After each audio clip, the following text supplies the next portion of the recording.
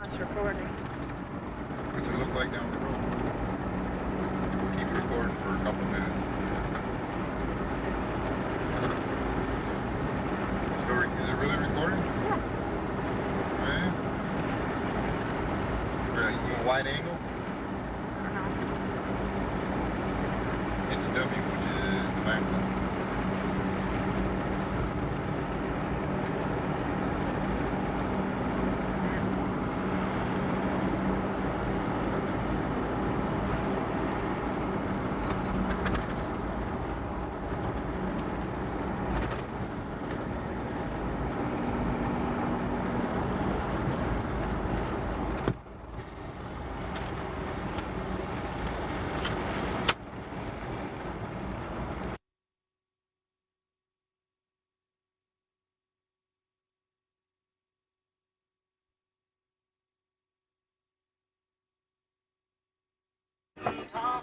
There it goes. You want to take a hold?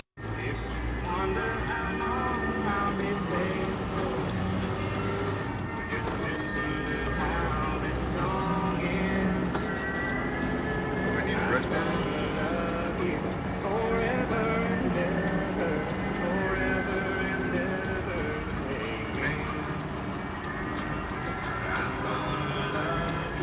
Bridge.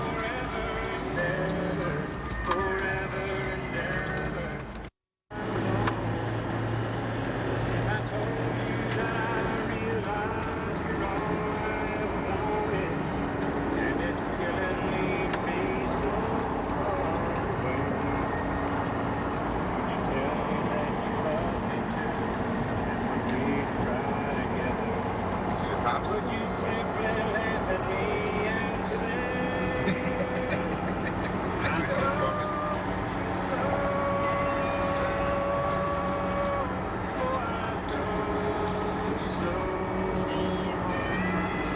I knew that was coming. Go in some garbage. On, it's running now. So now when you want to stop them, all you really got to do is Just just hit this the button. stop. No, Oh. hit the stop button on top. Then leave that, then you all set. Look at the You want to film sailboat. again, you just put up and hit. I got my hand in front of the picture. I noticed in that one, I seen a bunch of fingers going back there. Yeah. Now, I get a few of the people. Oh, I'm going the wrong way. Now that's got to be in focus. Look at those big waves, kind of big. I seen bigger waves than that though. What's that? No, wait, no. One more. What's that? You got it. You know where it says start, yeah. Wait, walk down there. Huh? I'll be right back.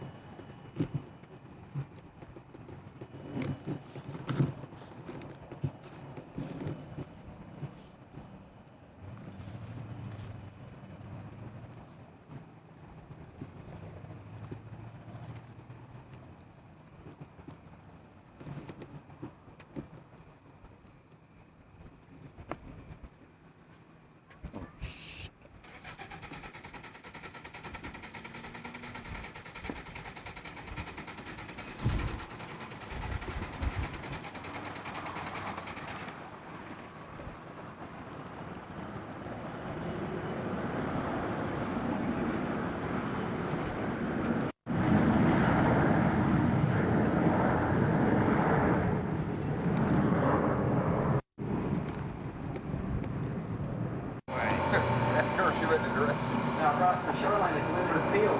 You never did operate it right. Patrol airline service in the city and county and surrounding areas of San Diego. As many of you might have guessed, it's named after Charles Lindbergh, famous for the first Look at solo it, transatlantic flight Oh, way yeah. back in 1927, which began here in San Diego in some respects, folks.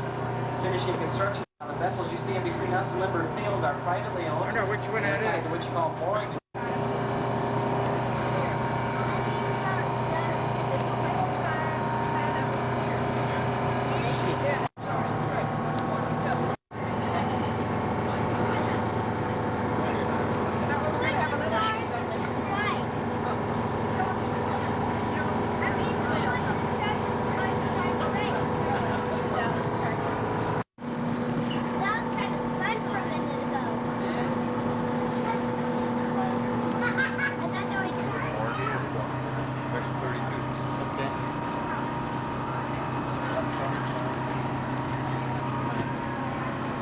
Number 25 is the frigate Copeland.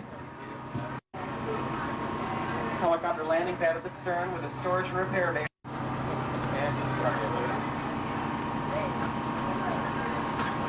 Damn. 32nd Right Street here. Naval Station is the third largest naval station in the United States Navy. The first largest is in Norfolk, Virginia, and the second is over in Subic Bay, Philippines. 32nd Street Naval Station makes up a large portion of the 3rd Fleet here in the western United States. Number 13 is the guided missile destroyer Howell, one of the older and smaller guided missile destroyers. And on the other side of the pier from her is the Tripoli, number 10, an LPH, a landing helicopter carrier, more or less a helicopter carrier, similar to the design of the aircraft carrier, but about half the size. She can carry about 16 helicopters up on her deck. I wonder if the people ever complain about 13. Oh, what? About number 13. Oh, well, you got good reputation. 1051. Number 1 is the guided missile frigate Brooke, the first in her class of Brooke-class frigates. She's only 22 years old, but they're being decommissioned and sold to Pakistan due to cutbacks in the United States Navy. Now that's a repair ship, isn't it? Yeah, Jason. Jason. And the ship we're passing right now, R8, the Jason, is one of the oldest ships in the Navy, commissioned way back in 1944. Yeah, She World does, War however, II. have the longest active duty service record of any ship in the Navy right now. A repair ship and a training vessel. 973 is the destroyer John Young, another Spruance-class destroyer.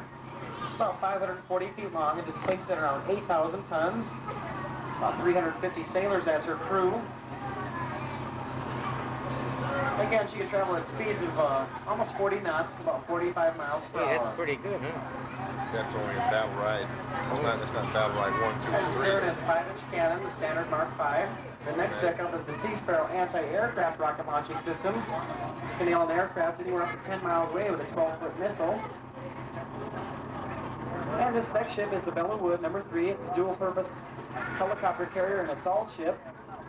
It's called an LHA. She can carry 1,000 troops with an additional 2,000 landing troops and 16 helicopters up Well, on you the gotta- deck. you She's gotta build 800 a feet shot of long and that. displaces at Yeah, over right. 40,000 tons. The power comes back in a point like, you know. Along the walls, the Point Loma, an electronics intelligence gathering ship operated by the Military Sealift Command. That's a branch of the Navy that employs civilian personnel to work on Navy ships. Anytime you see the yellow, blue, and gray stripes up on the top of a stack, you'll know it's operated by the Military Sealift Command.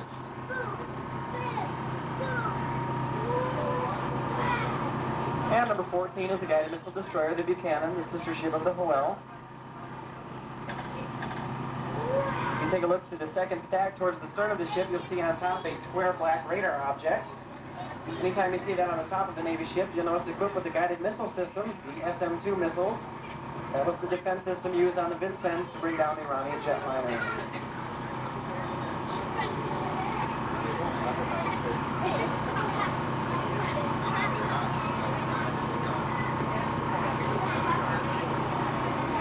And a couple more Spruance-class destroyers, the Hewitt and the Elliott.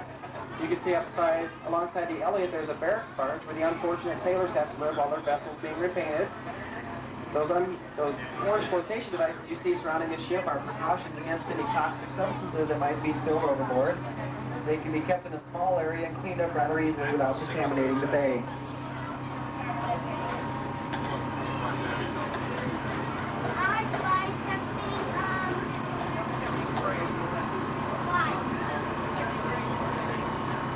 Now, one of the most frequently asked questions is why Navy ships are painted gray.